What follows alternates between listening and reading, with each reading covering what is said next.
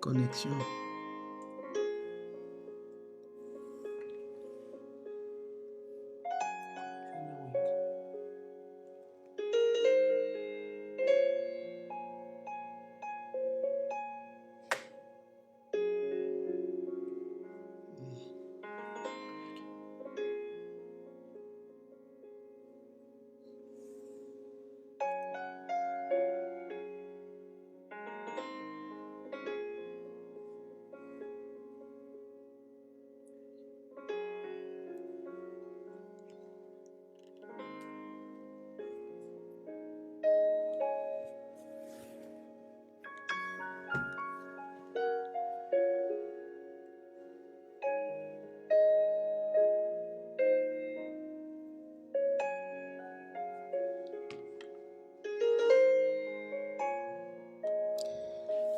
Bonsoir bien-aimés dans le Seigneur.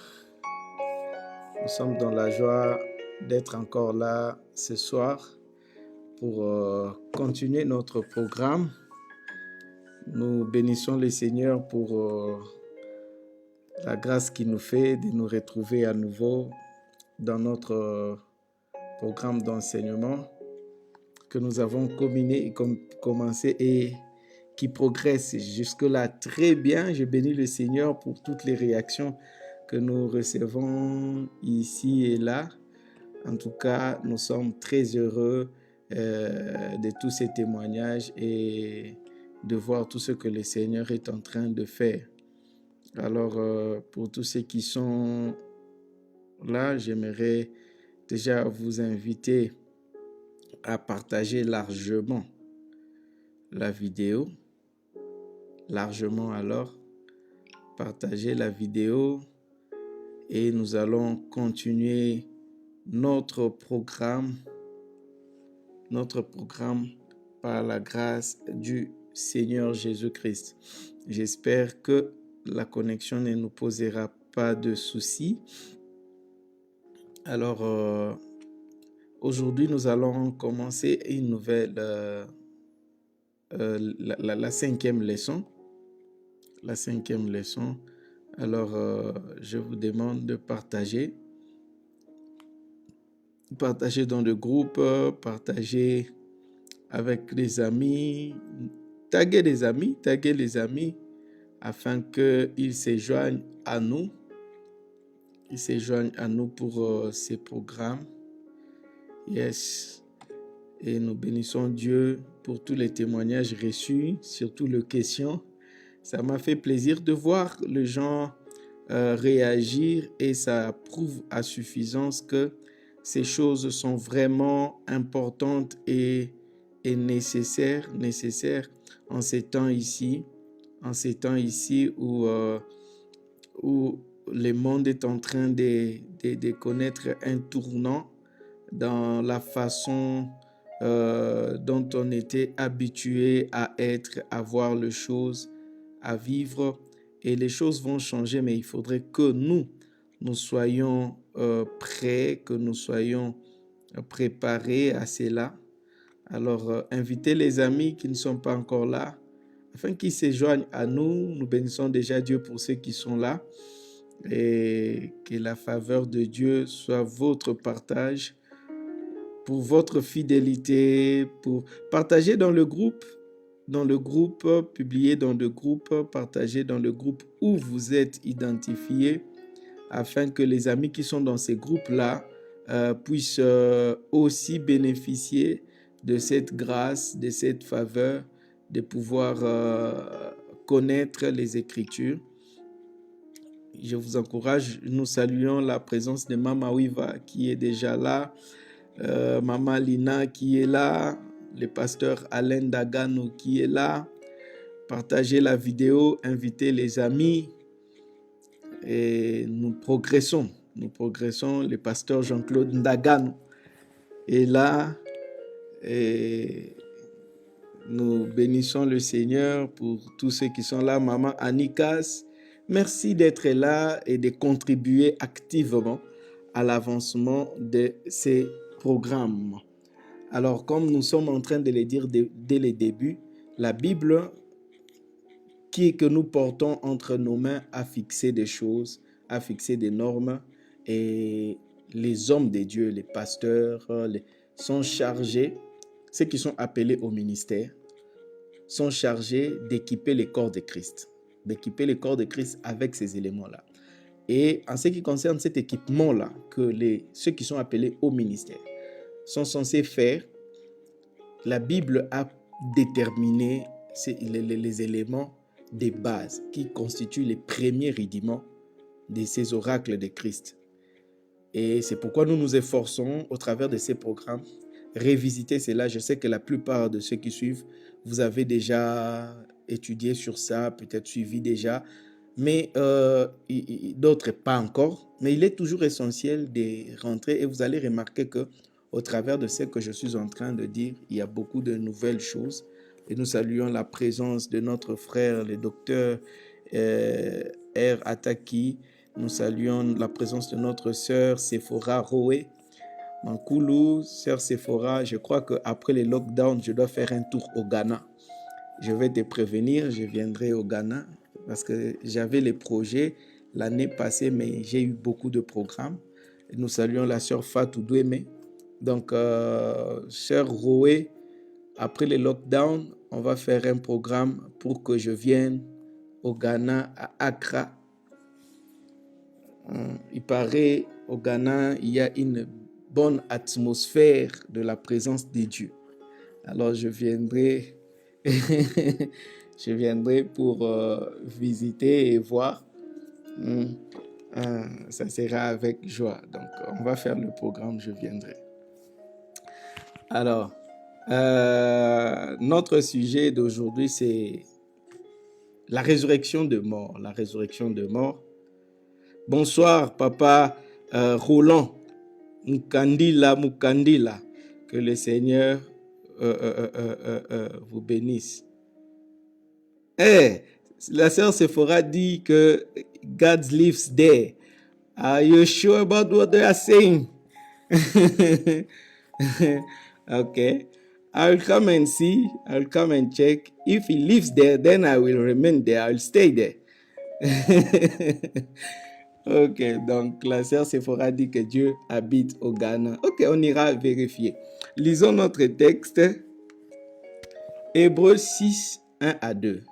C'est pourquoi, laissant la parole qui n'enseigne que les premiers principes du christianisme, tendons à la perfection et ne nous arrêtons pas à jeter tout de nouveau le fondement de la repentance, des œuvres mortes, de la foi en Dieu, de la doctrine des baptêmes et de l'imposition de mains, de la résurrection de mort et du jugement éternel. Donc, il nous reste 2 points à voir en ce qui concerne le fondement.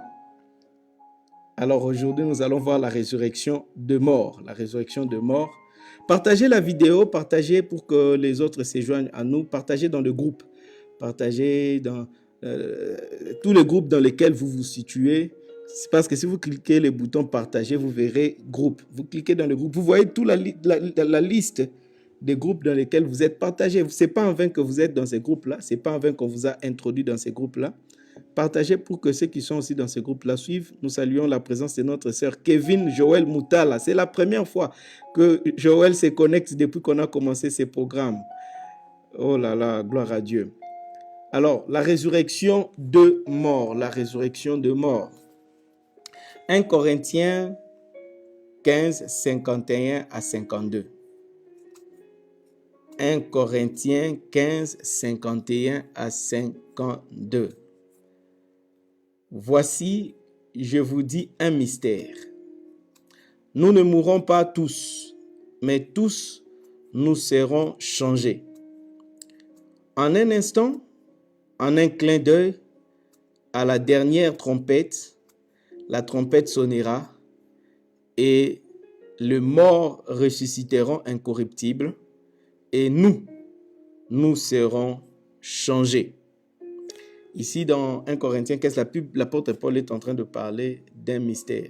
C'est pourquoi il introduit en disant, je suis en train de lire 1 Corinthiens 15, 51, 52. Il introduit, il dit, je vous dis un mystère. Et quel est ce mystère-là? C'est que nous n'allons pas tous mourir. Ça veut dire quoi?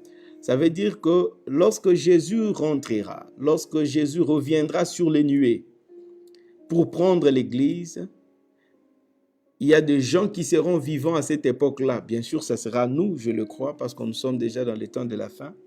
Nous n'allons plus jamais connaître la mort. Mais d'abord, les morts en Christ ressusciteront.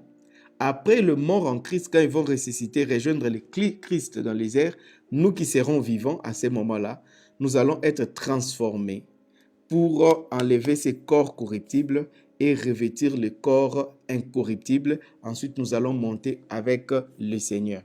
Alors, les morts vont ressusciter. Donc là, déjà, la Bible parle de la résurrection des morts. C'est pourquoi il est essentiel de connaître, de comprendre ce que la Bible dit à ce sujet-là de la résurrection des morts.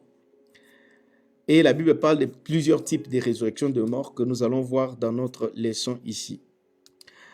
Apocalypse 20, 5 à 6, la Bible dit ceci: « Les autres morts ne revinrent point à la vie, jusqu'à ce que les 1000 ans fussent accomplis. C'est la première résurrection. Heureux et saints ceux qui ont part à la première résurrection. La seconde mort n'a point de pouvoir sur eux, mais ils seront sacrificateurs de Dieu et de Christ, et ils régneront avec lui pendant 1000 ans. » La Bible dit bien dans Apocalypse que les morts revinrent à la vie. Et ici, on est en train de parler encore de la résurrection de morts. Et la Bible précise que c'est la première résurrection, parce qu'il y aura une deuxième résurrection de morts. Et ça sera l'objet de ce que nous allons expliquer ici, parce que le retour de Christ, il y aura la première résurrection, c'est la résurrection de saints qui iront se réunir avec Christ. Et puis il y aura une deuxième résurrection, la résurrection des pécheurs.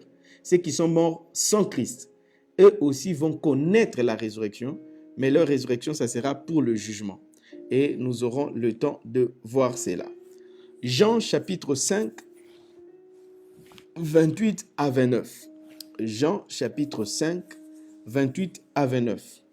Ne vous étonnez pas de cela, car l'heure vient où tous ceux qui sont dans les sépulcres entendront sa voix et en sortiront.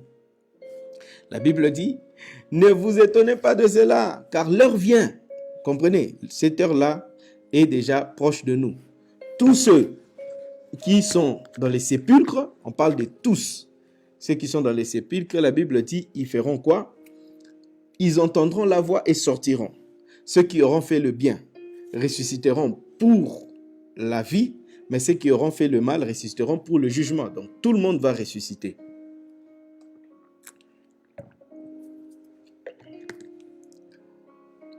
Actes 24, 14 à 15. Ici, je suis en train de vous présenter ce que la Bible dit avant d'entrer dans les analyses au sujet de la résurrection, pour que vous compreniez que la résurrection de mort est un sujet fondamental des Écritures, fondamental à connaître dans la vie d'un enfant de Dieu, et la Bible en parle ici et là. Actes 24, 14 à 15. Actes 24, 14 à 15, la Bible dit, « Je t'avoue, bien que je sers les dieux de mes pères, selon la voie qu'ils appellent une secte, croyant tout ce qui est écrit dans la loi et dans les prophètes, et ayant en Dieu cette espérance, comme ils l'ont eux-mêmes, qu'il y aura une résurrection de justes et des injustes. » Donc, il y aura une résurrection de justes et des injustes. C'est pourquoi je m'efforce d'avoir constamment une conscience sans reproche devant Dieu et devant les hommes. Donc, la Bible nous montre clairement que la vie ne s'arrête pas ici.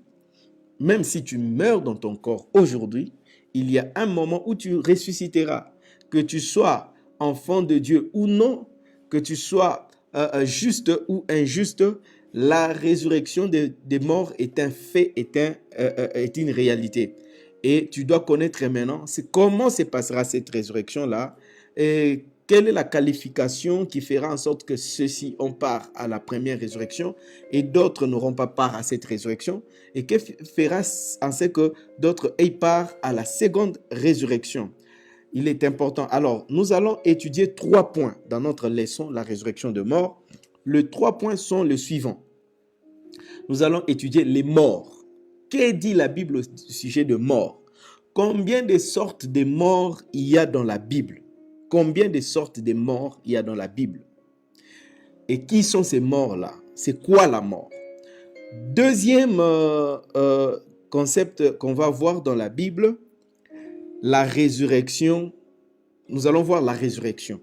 Quand la Bible parle de la résurrection, de quoi la Bible parle? La résurrection de qui? Comment? Pourquoi? Et troisième concept, nous allons voir la résurrection de mort comme événement à venir.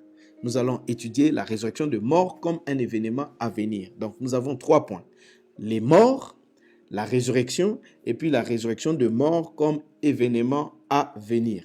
Nous commençons avec notre premier point, le mort. Notre premier point, le mort. Le mort. Le mort. Dans la Bible, les morts sont répartis en 5 catégories.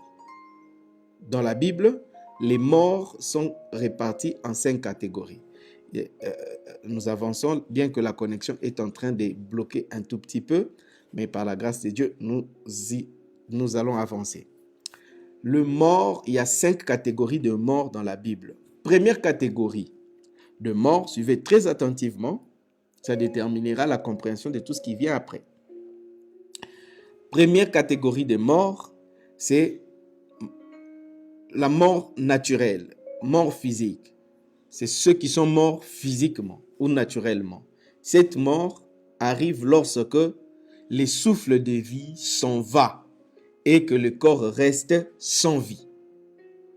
Quand le souffle de vie s'en va et que le corps reste sans vie, on parle de mort naturelle ou mort physique. Utilisons le terme physique. Mort physique. Et là, on utilise l'expression, quand quelqu'un est mort, on dit la personne n'est plus. Regardez très bien. On dit la personne n'est plus. Notre frère n'est plus. Mais alors que nous sommes en train de dire, pendant que nous disons notre frère n'est plus ou notre papa n'est plus, son corps est là. Mais comment vous dites qu'il n'est plus pendant que son corps est là, juste là sous vos yeux? Mais on dit la personne n'est plus. Cela veut simplement dire et nous fait comprendre que l'homme n'est pas physique, l'homme est spirituel. C'est la raison pour laquelle lorsque l'homme meurt, on utilise l'expression la personne n'est plus. Parce que, et là, c'est tout le monde qui croit à ça. Même ceux qui font des débats que non, après la mort, il n'y a plus rien. L'homme, c'est seulement le corps ici. Non, même quand l'individu meurt et que son corps est encore là, on dit l'homme n'est plus. Comment il n'est plus alors que le corps est là? Donc, ça veut dire simplement que l'esprit a quitté, le souffle de vie est parti. Et on a là un corps inerte. Acte 2, 29. Acte 2, 29. Hommes frères, qu'il me soit permis de vous dire librement au sujet du patriarche David, qu'il est mort, qu'il a été enseveli et que son sépulcre existe encore aujourd'hui parmi nous. Ici, l'apôtre Paul est en train de parler de la mort physique du patriarche David, qu'il est mort et que son sépulcre est encore là. Donc, c'est une catégorie de mort et nous l'expérimentons jusqu'aujourd'hui. Quand nous suivons les infos, quand on nous dit autant de morts de coronavirus, ça veut dire simplement que l'esprit de ces hommes-là, le souffle de vie, a quitté les corps de ces gens-là. Ces gens-là ne sont plus avec nous dans ce monde physique, mais ils sont quelque part. Nous verrons cela après. Deuxième catégorie de mort. Deuxième catégorie de mort, on parle de la mort par rapport, mort dans les péchés. Notez bien, mort dans les péchés. Ceux qui sont morts dans les péchés, c'est-à-dire ceux qui sont dans les péchés. ceux qui n'ont pas encore connu le salut, ils sont morts dans les péchés. Ils sont morts dans les péchés. Ils sont morts dans les péchés. Ceux qui n'ont pas cru en Jésus-Christ, qui n'ont pas été transférés du royaume des ténèbres à l'admirable lumière du royaume de Christ, sont morts. C'est une catégorie de morts dont la Bible parle. Ils sont morts. Quand bien même ils marchent avec nous, ils sont morts. La Bible les appelle des morts. C'est-à-dire toute personne qui n'a pas reçu le salut de Jésus-Christ, qui est encore en train de vivre dans le monde selon la philosophie du monde, selon l'homme charnel, la Bible les considère morts. C'est-à-dire cette personne est morte dans les péchés. Et cette mort ici s'est introduite dans la race humaine depuis la chute d'Adam. Depuis la chute d'Adam, bien que la personne marche, mais la personne est morte. C'est pourquoi l'Éternel avait dit à Adam, le jour où tu en mangeras, tu mourras. Et les jours où Adam avait mangé, il était mort effectivement dans les péchés. C'est la mort. Alors tout homme maintenant, dès la naissance, nous naissons morts dans les péchés. Nous naissons morts et c'est une catégorie de morts. Nous voyons ça, Éphésiens 2, 1 à 2. Éphésiens 2, 1 à 2. Vous étiez morts par vos offenses et par vos péchés, dans lesquels vous marchiez autrefois. Vous comprenez? Vous étiez morts par vos offenses et par vos péchés, dans lesquels vous marchiez autrefois, selon les trains de ce monde, selon les principes de la puissance de l'air, de l'esprit qui agit maintenant dans les fils de la rébellion. Ici, l'apôtre Paul s'adresse aux Éphésiens, il parle d'eux, ils sont déjà sauvés en Christ, mais il leur rappelle que maintenant là vous vivez, mais avant vous étiez morts par rapport au péché, vous étiez morts dans vos péchés, vous étiez morts à cause de vos offenses. Mais Christ vous a donné la puissance, vous étiez sous la domination selon le prince de la puissance de l'air. Ils étaient morts. Jean 5, 25. Jean 5, 25. La Bible dit ceci. En vérité, je vous l'ai dit, l'heure vient et elle est déjà venue, où les morts entendront la voix du Fils de Dieu et ceux qui l'auront entendu vivront. Ok. Ce texte ici de Jean 5, 25 ne s'adresse pas aux morts physiques. Ce texte s'adresse à ceux qui sont morts dans les péchés. C'est pourquoi Jésus dit, en vérité, je vous l'ai dit, l'heure vient et elle est déjà venue. Pourquoi l'heure est déjà venue? Parce que le Christ lui-même est déjà là et il proclame déjà la liberté aux captifs. Il proclame déjà la bonne nouvelle. Et ceux qui croient en cette bonne nouvelle, ils ressuscitent. C'est pourquoi il dit, où les morts entendront la voix du Fils de Dieu et ceux qui l'auront entendu, autrement dit, ceux qui l'auront cru, ressusciteront. Donc ici, Jésus est en train de s'adresser aux morts dans les péchés. Et tout celui qui est mort dans les péchés, si nous lui proclamons la voix, la parole du Fils de Dieu et qu'il entend, il aura la foi parce que la foi vient de ce qu'on entend. Et qu'il reçoit cette parole, il est ressuscité parce qu'il reçoit Jésus-Christ dans sa vie. C'est comme ça, quand vous comprenez maintenant les différentes catégories de morts, ça vous permet aussi de comprendre certaines écritures de la Bible. Parce que, par exemple, ce texte de Jean 5, 25, si vous ne connaissez pas clairement à différencier les catégories de morts dans la Bible, vous ne saurez pas bien comprendre ce texte, de quoi Jésus est-il en train de parler. Troisième catégorie de morts. La troisième catégorie de morts, c'est ce que la Bible appelle la double mort. La double mort. La double mort. C'est quoi la double mort? C'est la mort qui saisit ceux qui ont reçu une certaine lumière de Christ, mais qui sombrent dans la séduction du diable à cause des mauvais désirs de leur cœur. C'est qui ces gens ici? C'est-à-dire la double mort, c'est quelqu'un qui était déjà devenu chrétien. Quand il a reçu Jésus-Christ, il est revenu à la vie. Mais il n'a pas maintenu sa foi, il s'est détourné encore de Christ. Et quand celui-ci se détourne de Christ, la Bible dit que cette personne est doublement mort.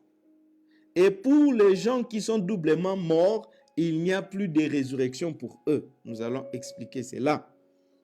Alors, ceci entre à la question que beaucoup de gens posent. Est-ce qu'il est possible de perdre les saluts? Oui, nous dit la Bible. La Bible le dit clairement qu'il est possible de perdre les saluts. Je vais vous montrer les textes. Ne pensez pas qu'une fois la personne est sauvée pour toujours. C'est une doctrine. Il y a des gens qui croient à ça. Mais moi, je veux vous dire ce que la Bible dit là-dessus. Et vous allez juger de vous-même si ce que je dis est vrai ou faux. Avec l'autorité de la parole. Ne défendez jamais, bien-aimés, un courant théologique ou un courant idéologique sur vos opinions personnelles. Mais lisez la Bible pour comprendre cela. Est-ce que quelqu'un qui a reçu Christ peut mourir? Oui. Et peut encore perdre des saluts? Oui. Celui qui perd les saluts, la Bible dit qu'il est doublement mort. Nous lisons le premier texte, Jude verset 12. Jude n'a qu'un seul chapitre et au verset 12, la Bible dit ceci. Ce sont des écueils dans vos agapes, faisant impudemment bonne chair, se repaissant eux-mêmes. Ce sont des nuées sans eau, poussées par les vents, des arbres d'automne, sans fruits, 2 fois morts, déracinés. La Bible dit ils sont 2 fois morts. Maintenant, suivez Hébreux 6, 4 à 6. Hébreux 6, 4 à 6. Suivez très bien cette lecture. Hébreux 6, 4 à 6. La Bible dit ceci. Car il est impossible que ceux qui ont été une fois éclairés, c'est-à-dire qui ont déjà reçu Jésus dans leur vie, il est impossible, la Bible dit, pour eux c'est impossible. Qu'est-ce qui est impossible à ceux qui ont été éclairés une fois dans leur vie, c'est-à-dire qui se sont convertis une fois? La Bible dit, il est impossible, ceux qui ont une fois été éclairés, qui ont goûté les dons célestes. C'est quoi les dons célestes? Les dons du Saint-Esprit, qui ont eu part au Saint-Esprit. Des gens qui ont reçu le Saint-Esprit en eux, verset 5 de Hébreux 6, qui ont goûté la bonne parole de Dieu et les puissances du siècle à venir. Les puissances du siècle à venir, c'est-à-dire la vie selon le royaume de Dieu. Verset 6, et qui sont tombés. La Bible dit, les gens qui ont été éclairés, qui ont goûté les dons célestes, qui ont eu part au Saint-Esprit, qui ont goûté la bonne parole de Dieu et les puissances du siècle à venir, et qui sont tombés, c'est impossible qu'ils soient encore renouvelés et amenés à la repentance, puisqu'ils crucifient pour leur part les fils de Dieu et l'exposent à l'ignominie. La Bible dit qu'il est impossible qu'ils se repentent. C'est-à-dire, quelqu'un qui avait déjà reçu Jésus-Christ dans sa vie et qui renonce à sa foi, qui renie sa foi, la Bible dit qu'il est impossible qu'il se repente à nouveau. Ce passage ne concerne pas ce qu'on appelle en anglais des backsliders, les rétrogrades en français. C'est qu'on appelle en français les rétrogrades. Non, on ne parle pas des rétrogrades, non, on parle de ceux qui ont renié leur foi. Ceux qui ont renié leur foi, il est impossible pour eux de se repentir à nouveau. C'est comme ça la Bible dit ceci. Jésus qui apparaît dans Apocalypse, il dit, c'est lui qui vaincra.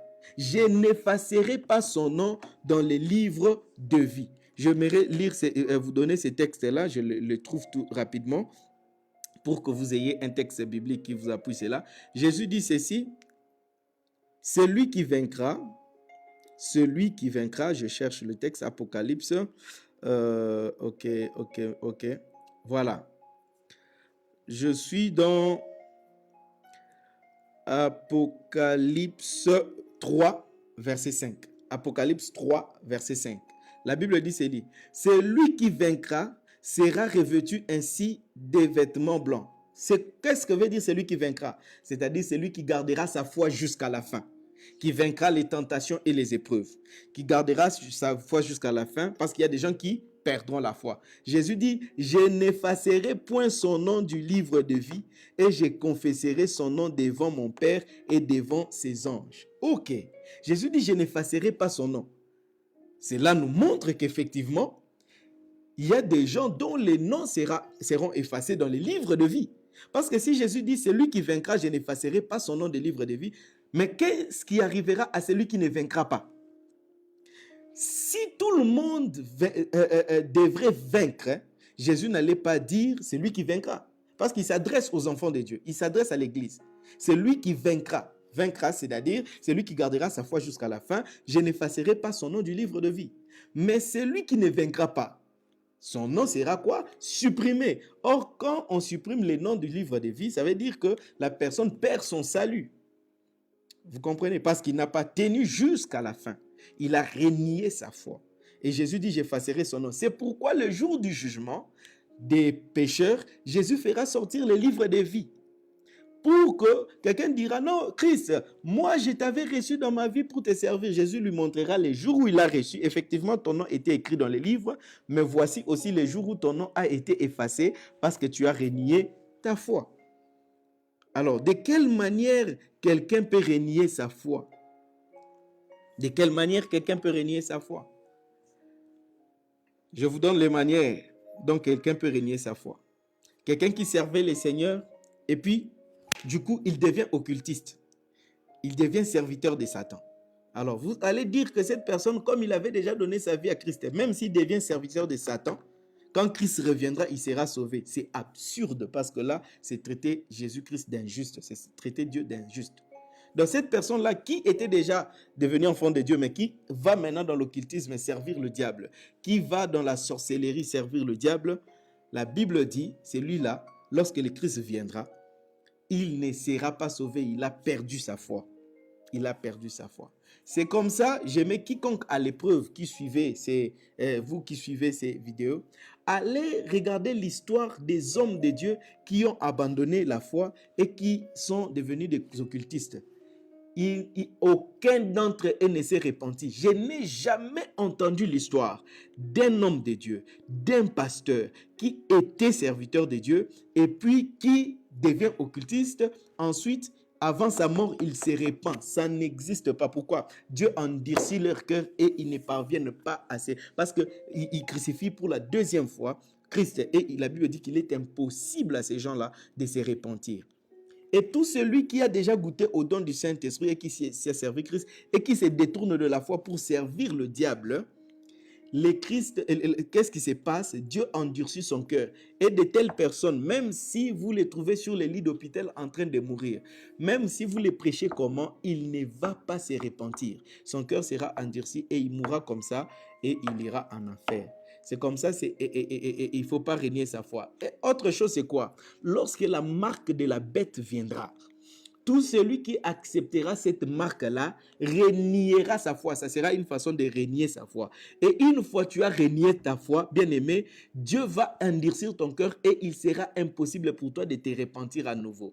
Ne vous dites pas, ok, pour satisfaire les besoins, je vais juste avoir la marque, ensuite je vais me repentir après. Une fois que tu reçois la marque, il devient impossible pour toi de te repentir.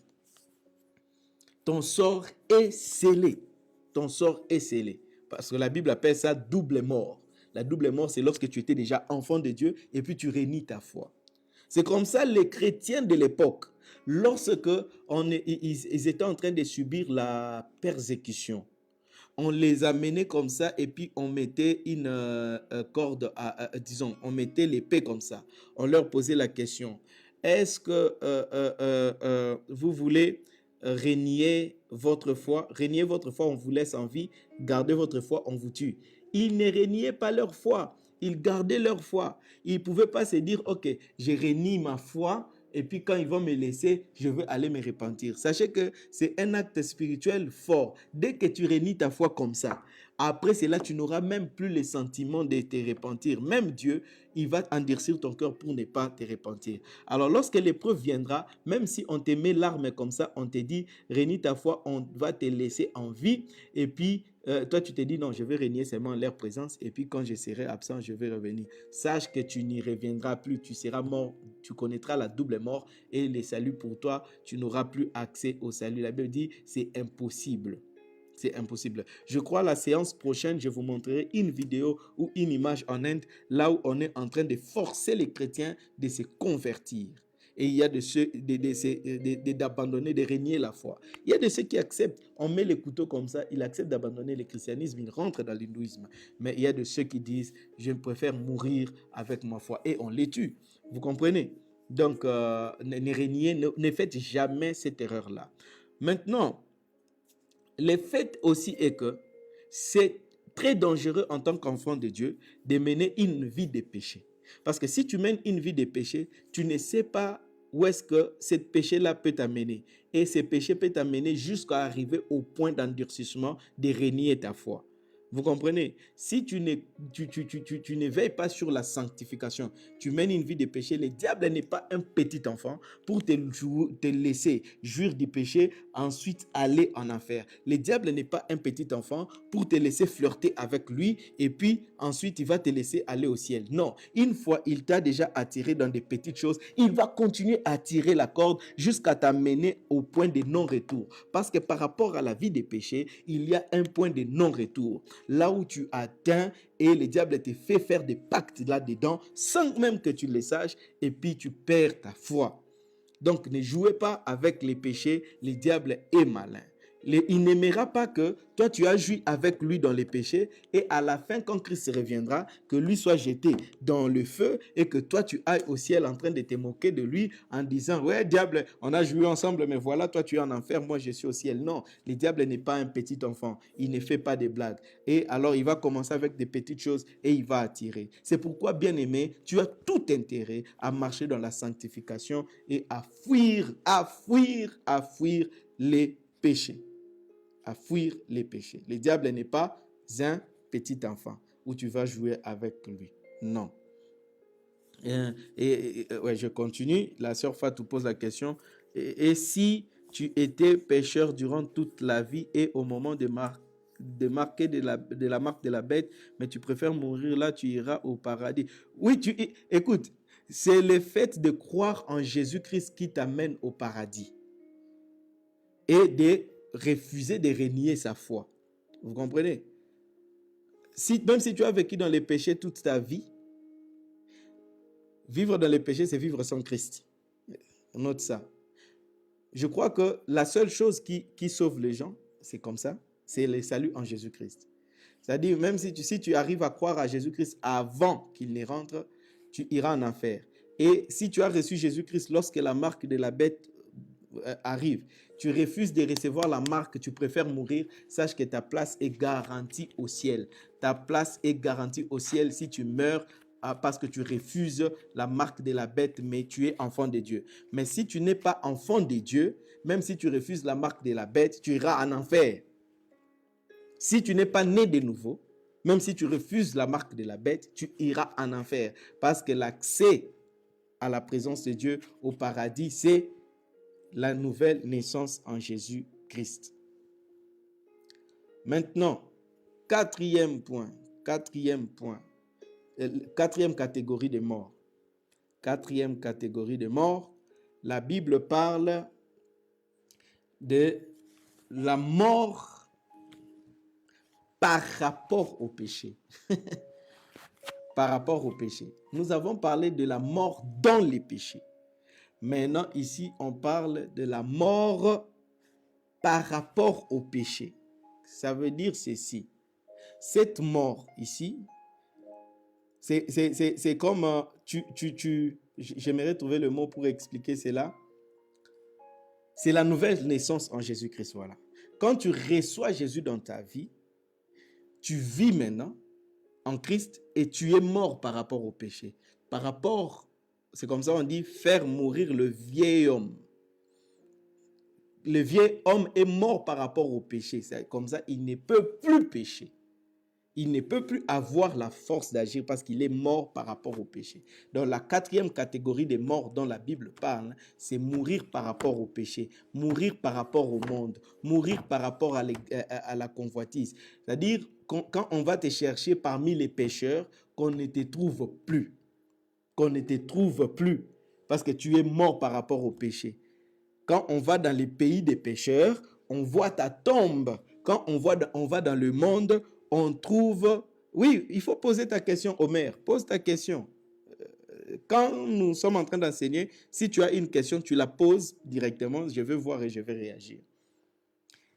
Alors, quand j'ai parlé de la mort par rapport au péché, c'est-à-dire quand on va dans le monde, on ne te trouve plus, on trouve plutôt ta tombe. Et on voit que cet homme n'existe plus ici. Pourquoi cherchez-vous les vivants parmi les morts? Donc, c'est la mort par rapport au péché, c'est par rapport au monde, c'est mourir par rapport à la convoitise de la chair et vivre en Dieu. Comprenez? C'est la mort, c'est l'avant-goût de la vie dans l'éternité avec Christ. C'est l'avant-goût de la vie dans l'éternité avec Jésus-Christ. Donc, vous comprenez cela? Je vais lire Romains 6, 6 à 8. Romains 6, 6 à 8. La Bible dit ceci.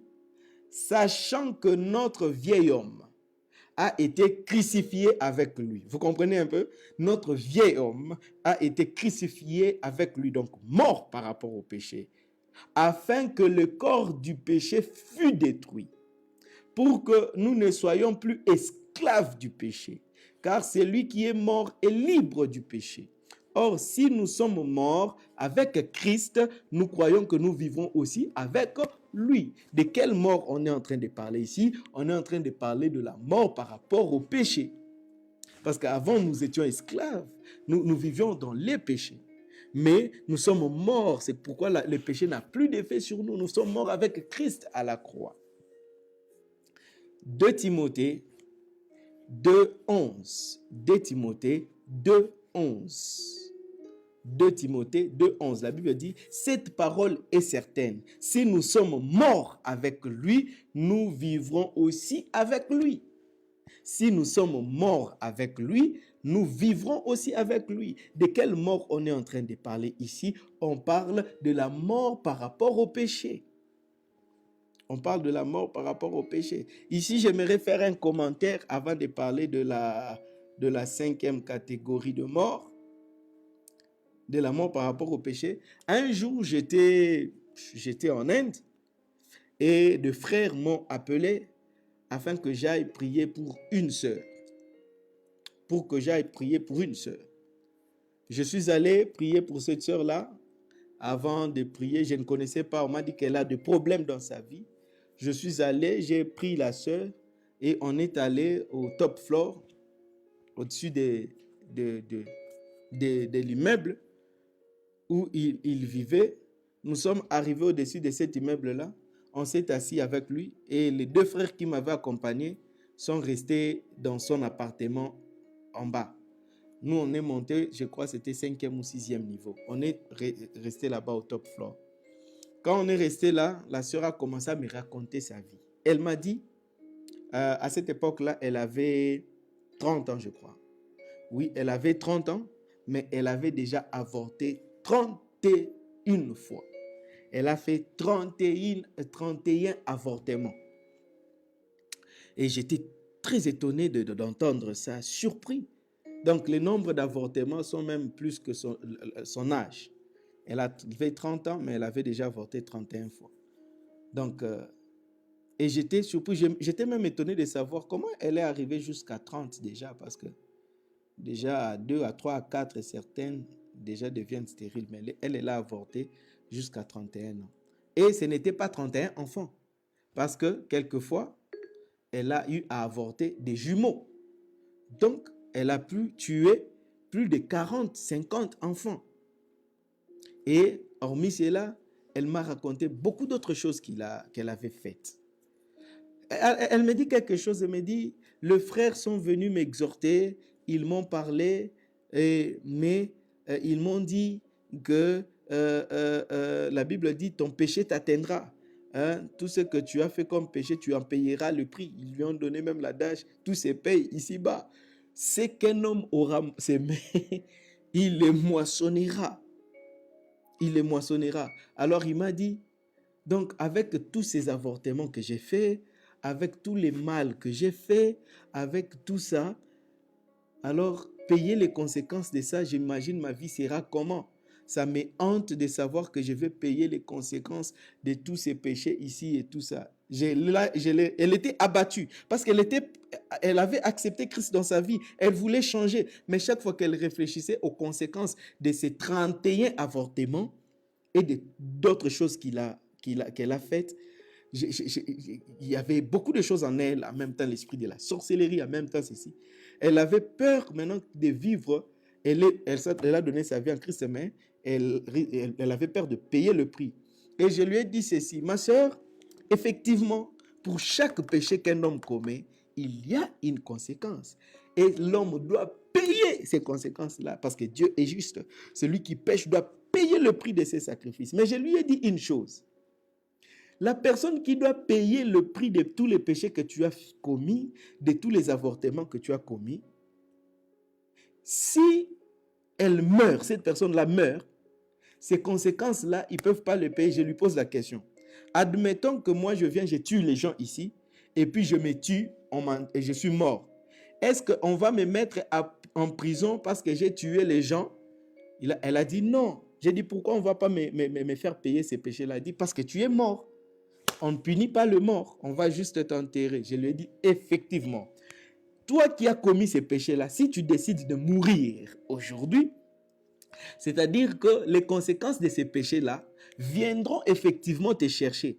Mais lorsqu'ils viennent, ils doivent trouver ta tombe. C'est-à-dire que tu es déjà mort par rapport au péché et tu ne payeras aucune conséquence de tes péchés. Mais si tu commets l'erreur un jour de sortir de ta tombe, c'est-à-dire de rentrer dans les péchés, tu trouveras toutes ces conséquences-là en train de t'attendre devant ton tombeau comme ça. Et dès que tu sors de cette tombe-là, tu vas voir toutes les conséquences qui tombent sur toi. Mais aujourd'hui, tu peux prendre la décision de mourir par rapport au monde. Et si tu acceptes Jésus-Christ, tu es mort par rapport au monde et toutes les conséquences là, tu ne payeras aucun. Même si tu as fait, comme tu me dis là, 31 avortements, tu ne payeras aucune conséquence de ces avortements-là. Même si tu as tué beaucoup de gens, tu ne payeras aucune conséquence aussi longtemps que tu meurs, tu restes mort par rapport au péché, aussi longtemps que tu restes dans la tombe par rapport au péché. Vous comprenez un peu? Ce qui veut dire ceci, tout homme qui vit dans les péchés, s'il décide de donner sa vie à Jésus-Christ, c'est-à-dire il est mort par rapport au péché. Et si on va les chercher dans le monde des pécheurs pour lui faire payer ces péchés-là, parce qu'il doit payer, mais cette personne n'est plus, il n'existe plus, il est déjà mort. Donc il ne payera aucune conséquence de ses péchés. Mais la personne doit être sûre qu'il ne ressuscite pas encore dans les péchés. Le jour où il commet l'erreur de rentrer en Égypte, Pharaon va dire, ok, toi tu avais fui, non? Tu avais traversé la mer, non? Tu avais cru que tu es parti, non? Maintenant tu rentres encore en Égypte. Oh, tu vas voir ce que je vais te faire. Et c'est à ce moment-là que vous voyez maintenant l'homme commencer à payer le prix de ses péchés parce qu'il est rentré dans la vie des péchés. C'est pourquoi je vous exhorte, frère, une fois tu es mort par rapport au péché, n'y rentre plus. Une fois tu es mort par rapport à l'impudicité, n'y rentre plus. Tu es mort par rapport à la masturbation, n'y rentre plus. Tu es mort par rapport au vol, au mensonge, tu es mort n'y rentre plus. Parce que chaque fois que tu rentres dans les péchés, tu rentres dans le monde, tu rentres vivant dans le monde des péchés et les conséquences risquent de t'attraper. Marche dans la sanctification. Dès que tu vois une mauvaise chose revenir, répands-toi devant le Seigneur et les conséquences ne t'attraperont pas. Et je t'exhorte, toi qui me suis, même si tu as eu à commettre des choses horribles dans ta vie, même si tu as avorté, tu as tué, tu as fait n'importe quel mal, sache que lorsque tu t'es converti, tu es en Christ, tu es mort par rapport au péché et tu ne peux plus payer les conséquences de ces péchés-là et Christ a déjà payé pour toi. Maintenant, c'est le moment pour toi de marcher dans cette nouvelle vie, dans la sanctification. Alléluia. Mourir par rapport au péché. 5e catégorie de mort. 5e catégorie de mort dont la Bible parle, c'est la mort éternelle. La mort éternelle. La mort éternelle. Oh, j'ai oublié de finir l'histoire. Quand j'ai partagé cela avec cette sœur-là, elle m'a dit oui, c'est vrai. Alors je lui ai posé la question, est-ce que tu veux recevoir Jésus-Christ maintenant dans ta vie comme Seigneur et Sauveur? Elle me dit oui. Quand elle a dit oui, je lui ai dit à genoux, toi, je veux prier pour toi. J'ai commencé à prier pour elle.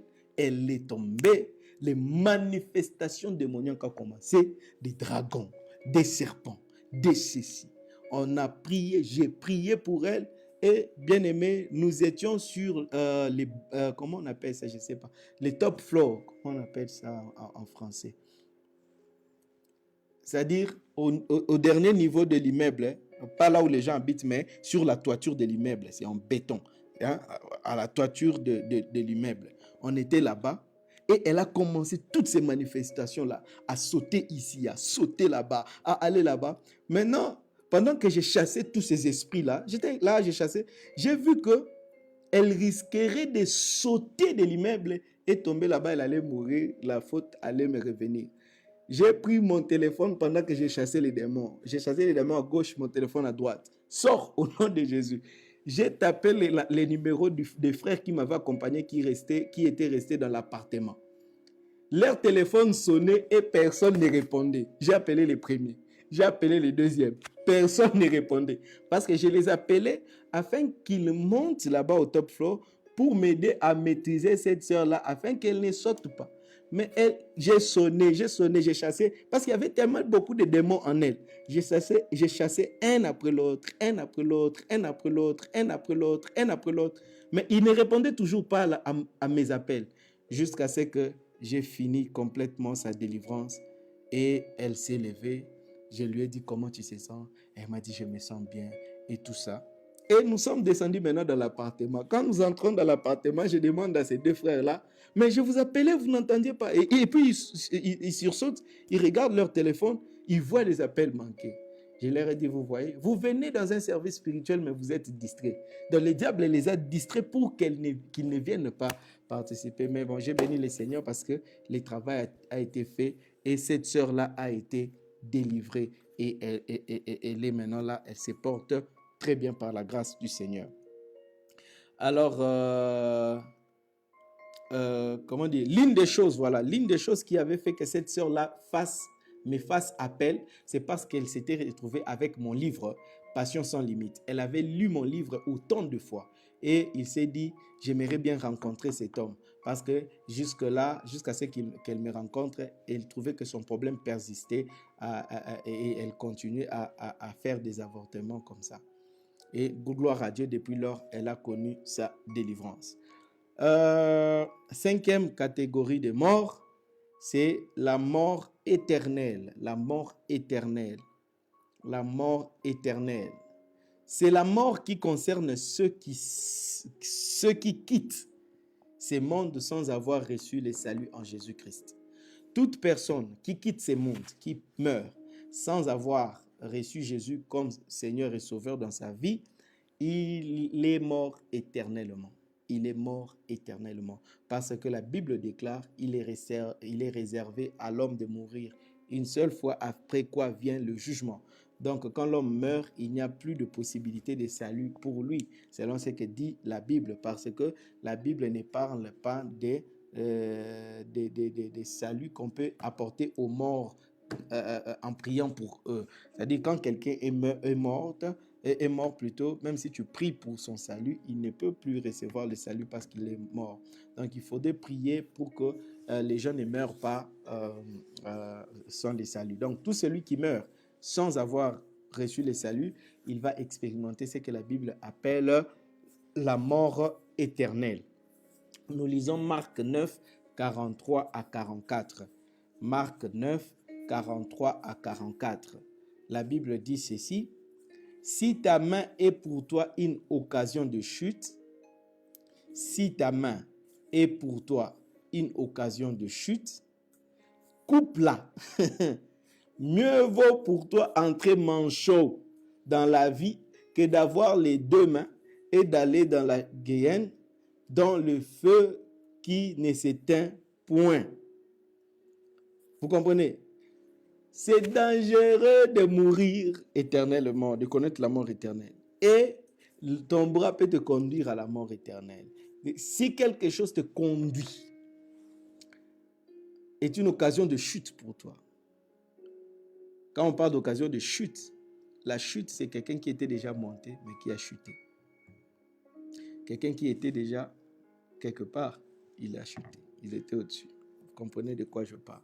Donc, si quelque chose te cause à chuter, ça risque de t'amener en enfer. C'est ce que la Bible dit. Mais il vaut se débarrasser de cette chose-là, même si ça va te faire souffrir. Même si ça peut te faire souffrir, mieux vaut pour toi que tu te débarrasses de ça. Si c'est un ami qui te conduit dans les péchés, débarrasse-toi de lui. Si c'est ta fiancée qui te conduit dans les péchés, débarrasse-toi de lui. Si c'est ton fiancé qui te conduit dans les péchés, débarrasse-toi de lui. Il va t'amener en enfer. Si c'est ton mari qui te conduit au péché, prie pour lui. Tu ne peux plus te débarrasser de lui parce que le mariage, il n'y a pas de divorce. Tu dois maintenant commencer à prier jusqu'à ce qu'il soit sauvé. Si c'est ton épouse qui te conduit au péché, ne te débarrasse pas de lui. Prie pour lui.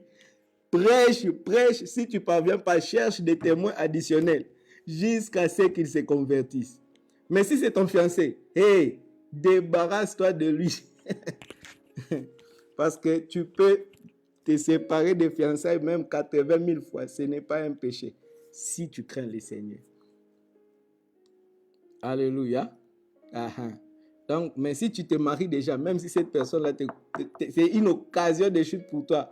Dommage, il n'y a pas de chemin retour là-bas. Là-bas, il n'y a pas de droit de couper cette main-là. Tu dois rester, parce que la Bible dit, sauf en cas d'infidélité. Sauf, c'est la seule permission que la Bible donne pour te débarrasser de quelqu'un en cas d'infidélité. Mais avant aussi de te débarrasser de quelqu'un en cas d'infidélité, tu dois lui accorder le pardon autant de fois. À moins que cela commence vraiment à menacer même ta propre vie, d'attraper, parce que je connais des femmes qui sont restées sidatiques et des hommes qui ont reçu le virus et qui sont morts à cause de leur femme. Là, non. Si ton conjoint vit dans une infidélité notoire, tu as ma permission au nom de Jésus-Christ de quitter ce foyer-là pour ta survie. Sinon, tu risques de laisser les enfants orphelins très tôt. Ou même tu risques de devenir amer dans la vie. Donc, c'est pourquoi il est important d'épouser quelqu'un qui craint le Seigneur, d'épouser un enfant de Dieu qui craint le Seigneur. Ça, je souligne. Parce qu'une sœur va voir que le mariage a traîné, puis se dit, nakufa. Il ne faut pas oser. Attends, le Seigneur te récompensera de ta fidélité. Donc, que le désir du mariage ne te conduise pas dans une prison. Luc 16, 23 à 26. Luc 16, 23 à 26. Dans le séjour de mort, il leva les yeux. Et tandis qu'il était en proie au tourment, il vit de loin Abraham et Lazare dans son sein. Il s'écria, « Père Abraham, aie pitié de moi et envoie Lazare pour qu'il trempe le bout de son doigt dans l'eau et me rafraîchisse la langue, car je souffre cruellement dans cette flamme. » Abraham répondit, « Mon enfant, souviens-toi que tu as reçu tes biens pendant ta vie et que Lazare a eu les maux pendant la sienne. Maintenant, il est ici consolé et toi, tu souffres. D'ailleurs, il y a entre nous et vous un grand abîme afin que ceux qui voudraient passer d'ici vers vous et de là vers nous ne puissent pas le faire. » C'est-à-dire quoi? Par rapport à cette parabole, une fois tu te retrouves en enfer, il n'y a plus de possibilité d'aller au ciel. Si tu meurs sans Christ, tu vas te retrouver en enfer. Mais ici, je veux préciser quelque chose. La Bible déclare ceci. Jésus parle du sein d'Abraham. Vous avez déjà entendu des prédications sur le sein d'Abraham. Écoutez, c'est une parabole. Il n'existe pas un lieu quelque part qu'on appelle sein d'Abraham. Ici, il s'agit d'une parabole dans laquelle Jésus voulait présenter une vérité par rapport au salut, par rapport à comment mener une vie juste sur la terre. Donc, il n'y a pas un lieu, un lieu quelque part qu'on appelle sein d'Abraham où les gens vont. Vous comprenez un peu, ça n'existe pas. C'est pourquoi c'est le seul texte qui parle du sein d'Abraham. C'est une parabole. Et dans la parabole, les choses qu'on parle là sont des images. Vous comprenez un peu? Et nous allons voir dans la suite de cet enseignement ce que cela représente réellement. Donc, dans une parabole, les choses qui sont là sont des images. Et quand on parle du sein d'Abraham dans ces textes, il n'y a pas un lieu au ciel qu'on appelle sein d'Abraham. S'il y en avait, nous allions entendre cette expression utilisée quelque part d'autre dans la Bible. Parce que le principe biblique, c'est ceci. Pour certifier une vérité, il faut une vérité est certifiée en présence de 2, 3, 4 témoins. Mais en ce qui concerne les saints d'Abraham, il n'y a pas 2, 3, 4 témoins. Il n'y a pas. C'est la parabole dans laquelle Jésus parle de ça. C'est une parabole. Comprenez que c'est une parabole. Le saint d'Abraham n'est pas un lieu comme tel qu'on appelle saint d'Abraham. Non, c'était une parabole. Jésus voulait donner une image. OK? Nous allons voir cela dans la suite. Mais l'emphase dans ces textes, c'était de montrer que quand tu es sur la terre, il faudrait mener une vie honnête.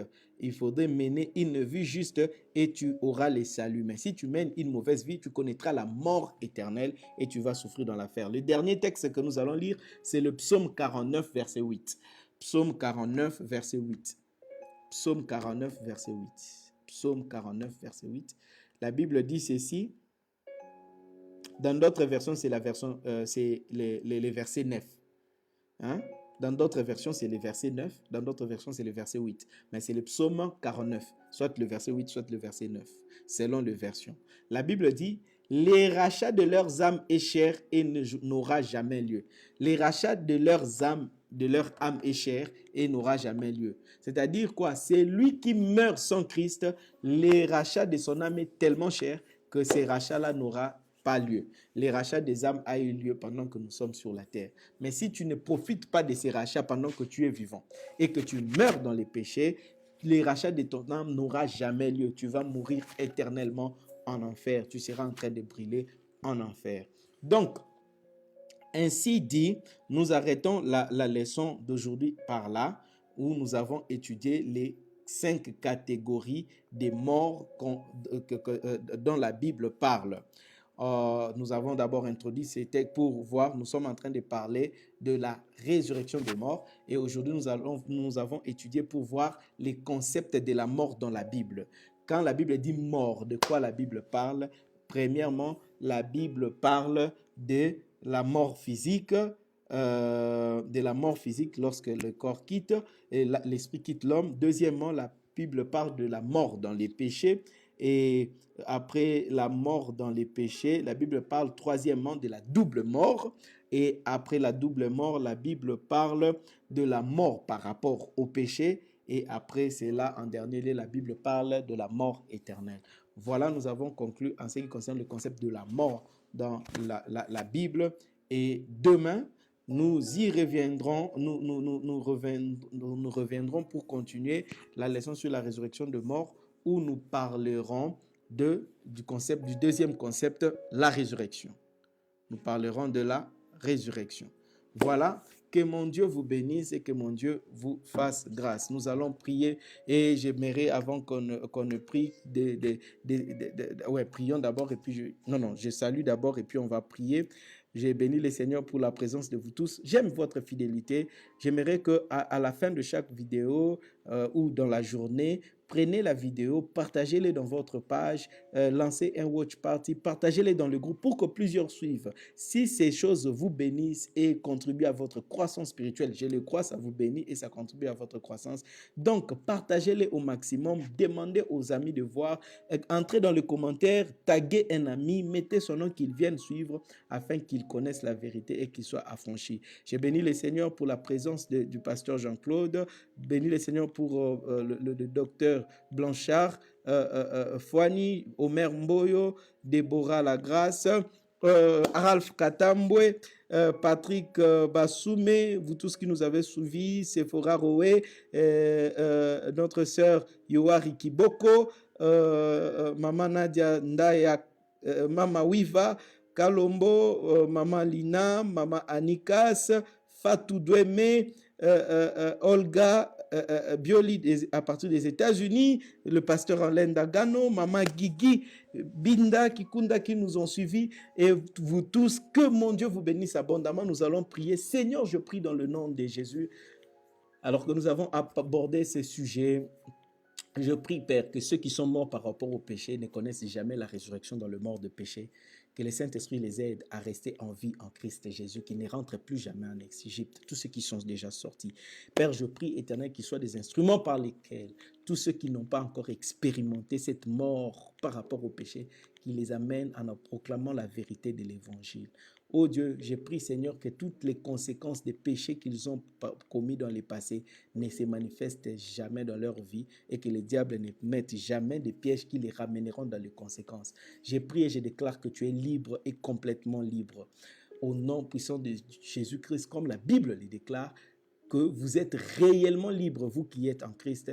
Expérimentez la liberté de Dieu, expérimentez la délivrance, expérimentez la joie d'être enfant de Dieu, et que vous ne connaissiez jamais, vous ne reculiez jamais par rapport à votre foi, que vous puissiez retenir, comme le Christ a dit, c'est lui qui vaincra, je n'effacerai pas son nom du livre de vie. Je déclare que ton nom à toi ne sera jamais effacé du livre de vie. Tu vaincras et le Christ prononcera ton nom devant le Père, et tu trouveras ton nom dans le livre de vie et tu auras part à la première résurrection. Que la main de Dieu soit sur toi. Au nom de Jésus, nous avons prié. Amen. Veuillez partager la vidéo et suivez, et nous continuons demain avec le concept de la résurrection et nous allons voir la résurrection de mort comme événement à venir. À demain, que mon Dieu vous bénisse. Bye bye.